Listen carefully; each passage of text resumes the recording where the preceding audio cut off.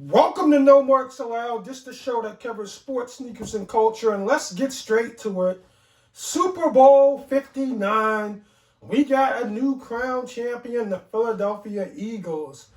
And this Super Bowl was special because you had Jalen Hurts and the Eagles that looked like a juggernaut all year. And they had a controversial decision to make. During the regular season, should we sit Saquon Barkley out the last game or should we let him go for the record? They said, no, we're going to sit him out and let him be healthy for the playoffs. And that paid huge dividends because he took them to the Super Bowl with two fantastic games, one against the Rams and one against the Washington Commanders. Now we go back to, Super Bowl 59, and you got Patrick Mahomes trying to take his team to levels no NFL team has done before, which is three-peat. And people were talking GOAT status already at 29 years old for Patrick Mahomes if he can do something no other quarterback or team has done in NFL history.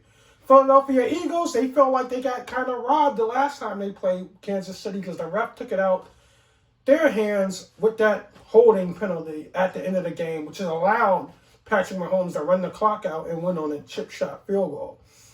But this started very bad for the Kansas City Chiefs because Patrick Mahomes didn't have time to throw the football. And a lot of people like to say that, Patrick Mahomes played a bad game. I'd rather say that Eagles' defensive line and front had a great game. It reminds me of Super Bowl 50 when Von Miller and the Denver Broncos front seven dominated that game against Carolina.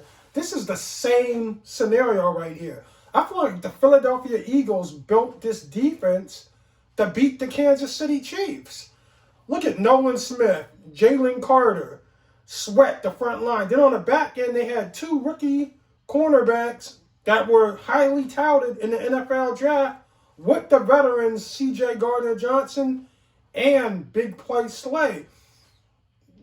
I swear to God, Patrick Mahomes had nowhere way to throw the football. All his passes was getting thrown low. Everything was low. When DeAndre Hopkins dropped that first down, it was a low ball. But they said DeAndre Hopkins should have caught it. But he was bending down trying to catch it, and he dropped it because he was expecting Mahomes to hit him on his stride. But that Philadelphia defense was all over him, especially the pick six he threw. But it was all over after that. I mean, Jalen Hurts was making all the throws, getting all the first downs. Saquon Barkley had an okay game because he did more than just run the ball. He caught a few passes too. I think he had like 6 receptions. And they were saying that the Chiefs' defense didn't play bad, but when your offense starts to get three and outs constantly, like the Chiefs did, you allow your defense to get tired and you allow Hurts to get confident, especially the bomb he threw to Devontae Smith. And he also hit A.J. Brown for a touchdown as well. Now, I think Travis Kelce, he was so frustrated because C.J. Gardner-Johnson had him on lock. And with Jalen Carter, Montez Sweat, and Nolan Smith, Georgia Bulldogs 3.0, it seems like Philly has all the Georgia Bulldogs players. They just constantly putting pressure on Patrick Mahomes. And Patrick Mahomes could not make the adjustments, him nor Andy Reid. I don't just discredit Patrick Mahomes, but Andy Reid didn't have a plan. This was a game where two teams lined up across from each other, and, Philly just punched them in the mouth. And we can all stop doubting Jalen Hurts. I hate when the media was like, oh, Jalen Hurts is not a good quarterback. He's just loaded. He's just loaded with talent. He has Saquon Barkley. He has Devontae Smith. He has A.J. Brown. Still, what would Kenny Pickett do with them guys? Absolutely nothing. Jalen Hurts is one of the best quarterbacks in the NFL. He's top 5. I don't care about Joe Burrow. I don't care about Josh Allen. I don't care about Lamar Jackson. Jalen Hurts needs to be up there as a top 5 quarterback. And I put him ahead of Joe Burrow. Now, I don't think I'll put him ahead of Josh Allen or Lamar just yet. Now, hold up. We might could put Jalen Hurts ahead of Lamar and Josh Allen and Burrow because He made it to the Super Bowl twice and had excellent games in the Super Bowl. Josh Allen and Lamar Jackson and Joe Burrow made it far. Well, not Joe Burrow made it to the Super Bowl, and he played well, but he lost. So he's 0-1. Jalen Hurts made it twice, lost one on a phantom BS call. You can say that. You could say Jalen Hurts probably would have had a chance to go into overtime or win it. So if it wasn't for a call. So can you say Jalen Hurts is better than everyone except for Patrick Mahomes right now? If you're an Eagles fan, you can pop it like that because Jalen Hurts has a Super Bowl ring and those other three young quarterbacks that people put ahead of him doesn't. It's people that was putting people like Matt Stafford, Jared Goff, even Russell Wilson last year, even C.J. Stroud, even Baker Mayfield. People was putting them ahead of Jalen Hurts because he ain't win the Super Bowl. Now, one thing I like to say, all these media is jumping down Patrick Mahomes' throat saying the GOAT conversation is over. No, it's not. Not at 29. Remember, Brady lost 3 Super Bowls. This is second Super Bowl loss. Now, the reason I say the GOAT conversation isn't over is because y'all going to be on... Yeah, it's so sweet. That's a standing backflip. Oh, my God. So that's what y'all want to see, huh? Now, the quarterback we all, call the GOAT, Tom Brady, was having a field day this weekend. Not only was he going to call his first Super Bowl, but every part of media and every football fan wanted to hear what Tom Brady had to say. And boy, did he pour it on the Kansas City Chiefs. He shitted on Patrick Mahomes so bad without shitting on Mahomes. He said, I studied so much tape on the Kansas City Chiefs, watched so many videos on them, so much film on them. I knew what they were doing before they even did it. Every time they got in the blitz package, I knew it. Every time they turned into this formation, every time they gave me this look, I knew what the Kansas City Chiefs were doing. And I was able to pick them apart.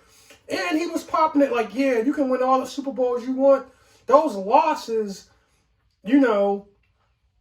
stick to you more than any win. Now, come on, Brady. You got 7 Super Bowl wins. You got more championships than Michael Jordan. We thought we would never say that. People thought Joe Montana with 4 Super Bowls and Terry Bradshaw with 4 Super Bowls, no one would surpass them. You surpassed them by 3 times. That's how hard winning the Super Bowl is. And Brady was just making it seem like, oh, these 7 football wins, them old things. I'm really mad that I lost. But then it got so bad after the Super Bowl, the Kansas City Chiefs owner, one of their chairmen, didn't want Tom Brady covering the Chiefs game and tried to get him bored because he said the Chiefs, he was talking about the refs and he was like, it was causing the Chiefs to have, a down dementor. Like, you know what I mean? The Chiefs was feeling bad about their playing abilities because of Tom Brady talking about the refs. Even earlier in the game, he played it fair when he was saying, I didn't like that call when A.J. Brown did the little push-off and caught the long ball. But you see he hit the corner in the face mask. So that should have been, a penalty. But then there was another play when, it was a little scramble after the play and Barkley got knocked down and Tom Brady said he didn't like that. So Tom Brady came from the era when he first won his first 2 or 3 Super Bowls where you could kill the quarterback. So when he played and started getting all them stats, he still remembers when the quarterback had no protection. Then he took advantage of the rules when the quarterbacks had all the protection. He started throwing the ball very well and started breaking all the records. But Tom Brady, man, we all know he's the GOAT, but he really shitted on the Kansas City Chiefs during the week festivities leading up to the Super Bowl. Like, man, he just dissected the Chiefs and put them down. It was like, yeah, I knew what they was doing. And remember, this is the second loss that Mahomes lost. And it's like they got blew out. They got blew out by Brady and the Patriots the first time, and then they got blew out by the Philadelphia Eagles. So this is how you beat the Chiefs. Take it out the ref's hands. Just like Dana White says in the UFC, do not leave it in the ref's hands because you may lose a bad decision. So the Eagles put the game far out of reach, just like Tom Brady and the Bucs did, where the referees wasn't going to be a factor. And that's what you got to do to beat the Kansas City Chiefs. I feel like the Chiefs wasn't as good as their 15-1 record indicated. They was just pulling out great games. And even Rex Ryan said on the NFL primetime show, he said these guys are going to get knocked out in the first round. This is not a good team. Well, they didn't, because they played solid football on defense. Offense didn't turn the ball over, and they won. This game, Patrick Mahomes had 3 turnovers, and they got blew out. So if you want to beat the Chiefs, you got to blow them out. That's how you beat the Kansas City Chiefs. There is a lot of pressure, certainly from my standpoint, as I got older and I realized the enormity of this game, how important it is to actually win this game. So my last year, in my last Super Bowl I was a part of, I was 2 weeks of watching film. Friday night, I was just going through the film. I knew Kansas City's defense better than they knew themselves. I knew their body movements, the way their linebackers moved, the way their safeties moved. Tyrann Mathieu, Nick Sorensen, Shavarius Ward. I knew everything they were doing. I got out there on the field. I looked up as I was walking the line of scrimmage, I said, okay, they're blitzing. And then I was dealing with it right away. I walked up, I said, okay, they're going to bail to cover 2. Ball snap, cover 2. I knew I had the answers to the test. That's where I was great. That's where my magic superpower was. It wasn't how fast I could run. It was how fast I could diagnose what they were doing. What's the special quality? What's the internet speed of me as a quarterback? Fast as I was Starlink before Starlink. You know, now other guys, if it's a slow processing speed, well, he's going to get you. And the reality is I could figure out what they were doing before they did it, because that's how I learned to play the game.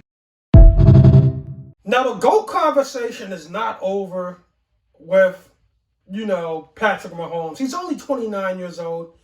I mean, when LeBron James lost his last NBA Finals, the last 2 with Miami and the 1 with Cleveland, Stephen A. Smith was the first to say the GOAT conversation was over. And people was like, no. Years later, LeBron wins a bubble championship, and they still say he's the greatest of all time. Like, everybody's saying the GOAT conversation is over with Patrick Mahomes, but I don't think so. He's only 29. And if he wins the Super Bowl again next year, that conversation is going to come back up. What if Mahomes repeats 2025 and 2026? They don't be slobbing his meat and swallowing his meat again, dick riding, saying, oh, is Patrick Mahomes the greatest quarterback of all time? He's the only quarterback that went back-to-back twice. No one has ever done that. And then Patrick Mahomes has 5 Super Bowls, heading into his 15th and 16th year, breaks all Brady's passing records. Then people are going to still be saying, is Patrick Mahomes a GOAT? Like, it's the hot flavor of the month right now, or the hot tea of the week, to say the GOAT conversation is over between Patrick Mahomes and Tom Brady, because he has just lost the Super Bowl in a terrible fashion. He got blown out. You know what I mean? But, like, when Brady lost his Super Bowls against the Giants, those was close games. But the Giants didn't have no dynamic offense like the Philadelphia Eagles had. The Eagles' offense was stacked with great playmakers all over the field, whether they were on defense or offense. The Giants didn't have nobody but David Tyree, Plaxico Burress, and they didn't put up as much points as the Philadelphia Eagles. You see what I'm saying?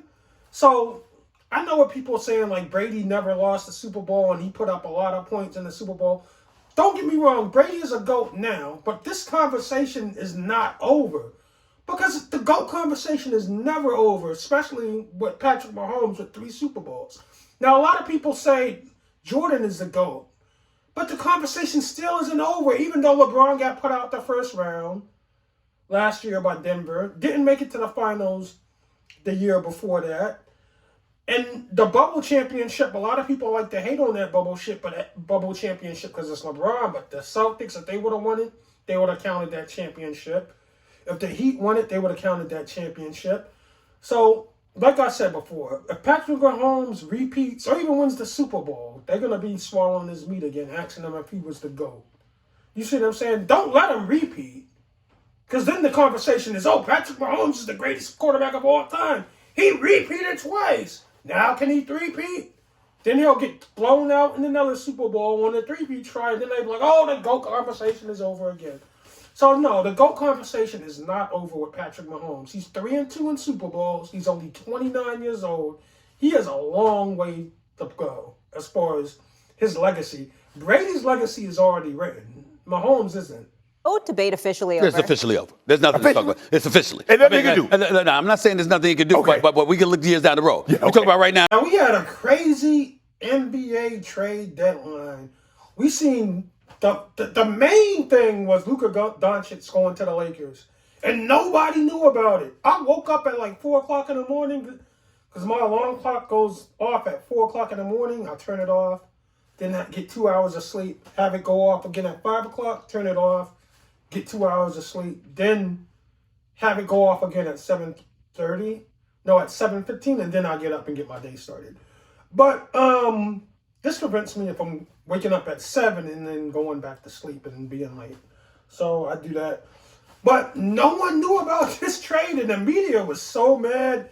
It went from, everybody saying Dallas got a better deal and Dallas is a better team than the team that Luka took to the finals last year, and the Lakers made the worst move they could make because of Luka, and the Lakers don't have no defense, and LeBron James and Luka can't play together because they both need the ball. Well, LeBron and Kyrie Irving went to a couple of finals together. They actually defeated the record-breaking Golden State Warriors team of 73-9 to win Cleveland's first championship. But the thing I don't like about this Laker trade is Luka's debut against the Utah Jazz. Pump your brakes. It was against the Utah freaking Jazz. And Luka only had 4 points and he had 14 points, 4 assists, 40. He had a measly 14 points. LeBron had 24.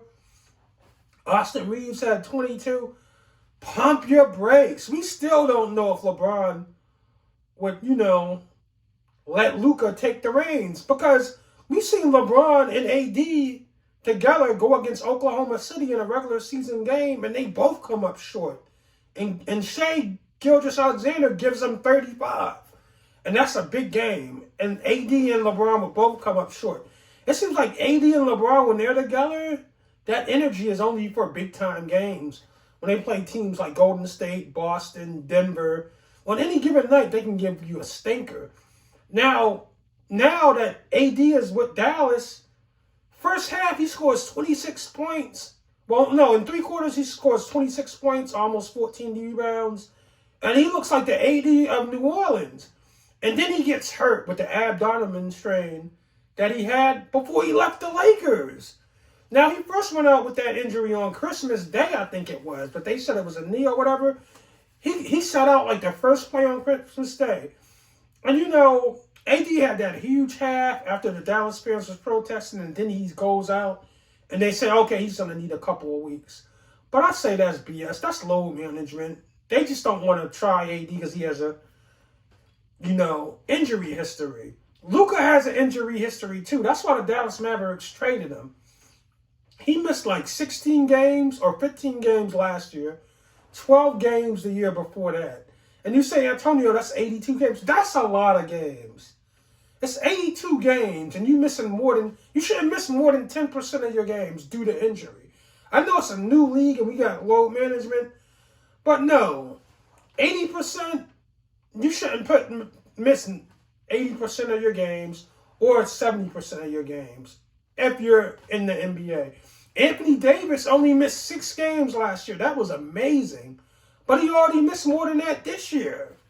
Luka Doncic, he probably missed over 15 games this year, or probably will miss over 15 games. Or he probably missed his total of the year before that, which is 12. I know he missed a lot of games this year. So they say Luka was out of shape. So will LeBron teach him how to eat right and do right? Will LeBron stay another 4 years? Because Luka would, make him a better man? I don't know. Because when Westbrook needed the ball, LeBron ain't let him have it. And they blamed Westbrook and ran him out of town. Now they say Luka needs the ball. Are you going to let Luka take control of the offense? Because if not, we can see the Lakers sneak in the playoffs as a playing team just like we did last year. Because they don't have no defense. They just acquired Alex Len. And Alex Len is a good backup center when your real center is out. We got to see how he does in the Lakers uniform. Because a lot of people come to the Lakers uniform, and wear that uniform and don't do jack squat. They're not worth a piss. Like Malik Beasley came to the Lakers, didn't do nothing. You had Gabe Vincent his first year with the Lakers, didn't do nothing. Then you had Dennis Schroeder. He came back to the Lakers, didn't do nothing really. You see, Dwight Howard, he was a role player, wasn't nowhere near Superman. So people do well other places and get to the Lakers and forget to do what they did at their other place that made the Lakers actually want them to come in. One thing I do like to say, shout out to the San Antonio Spurs, because they got De'Aaron Fox. And De'Aaron Fox and Wemby, that's a young core that you can,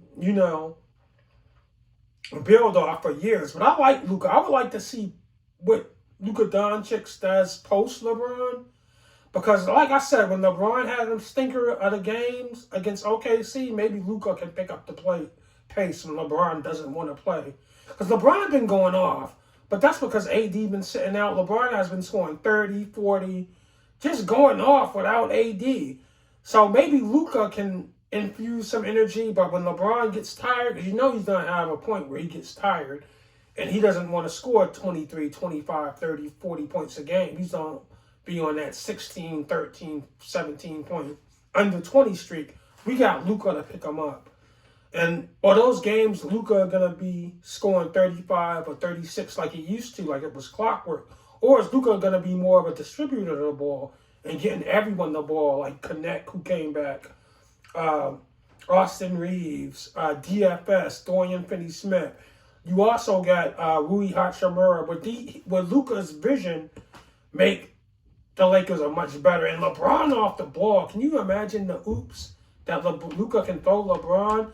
I'm excited to see what's up with this Laker team, but we got to pump our brakes because it's against the Utah Jazz. And I wonder how good is Jimmy Butler, because we've seen him carry Miami, but Miami isn't a team that Jimmy Butler needed to carry. Miami has some good pieces. Tyler Hero, Duncan Robinson, Scary Terry Rozier, Bam Adebayo. It seemed like Jimmy Butler's problem was when he knew he wasn't getting that extension, he stopped playing hard. He was playing lazy as hell. And you can't have that in Heat culture because we know Jimmy can go hard.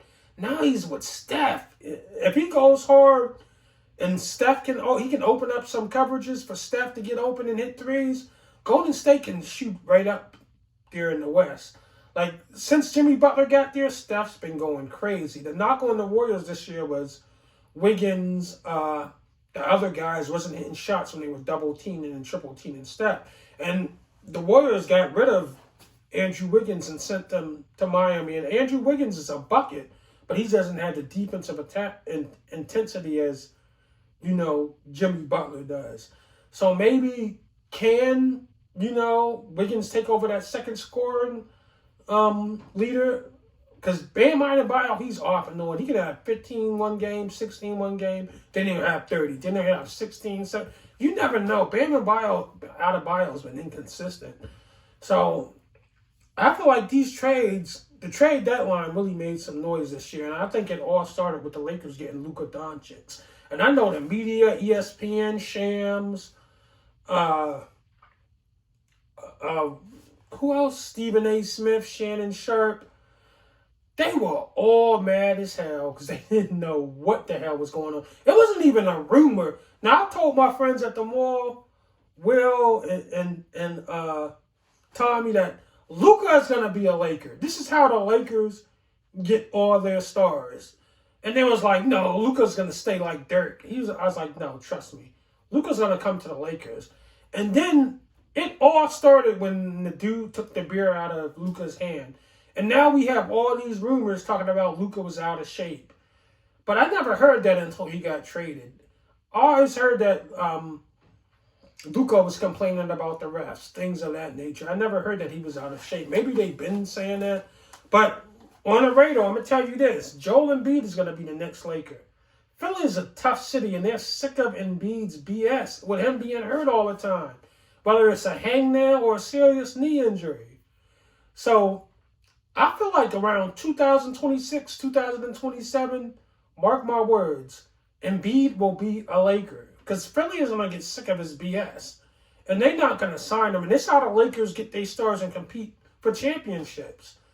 They get someone's old disgruntled stars with 5 or 6 good years left in them and make runs for championships. This time they got a young gunner in Luka Doncic that's young as hell that they can build around. So like I said, all of the Lakers stars have been traded to that team. Only person that wasn't a star that the Lakers didn't get by trade and they got drafted was Magic Johnson. And I think James Worthy. Kareem Abdul-Jabbar got traded from the Milwaukee Bucks to us. Shaq came from Orlando. Kobe came from Charlotte. LeBron came from LA. Anthony Davis came from New Orleans. This is the Lakers' way. We get generational players from disgruntled players that's disgruntled from their old teams because LA is an attractive place to play, especially with the lineage and the reputation the Lakers have with the Lakers girls, them winning the championships in the 2000s, Kobe and Shaq, Magic Johnson, the Showtime, the celebrities you see sitting at the in the stands. All the celebrities don't even have courtside seats. That's how many stars is in LA. Like you have people sitting in the 4th and 10th row that are major movie blockbuster actors or rappers because it's not enough courtside seats for the amount of celebrities that go to Lakers games. Like you'll literally be walking in concessions and run into an Oscar-winning actor. You see what I'm saying? That's how it is when you at a Lakers game. So all the players from the Bucks, the Hornets, Milwaukee, who else? Toronto, they all want to come and play in LA. Whether it's the Lakers and now with the Clippers. Like Paul George and Westbrook and Kawhi Leonard went to the Clippers. So LA is just a destination city. And with the Lakers landing Luka, and another thing, but the Lakers giving LeBron 2 years for what, $96 million at age 40? That gives the Lakers the advantage because players don't be like, oh, I signed here, the Lakers don't take care of me even when I'm in my 40s. So that's another advantage that the Lakers get of getting someone's disgruntled stars. So shout out to the Lakers, shout out to the NBA.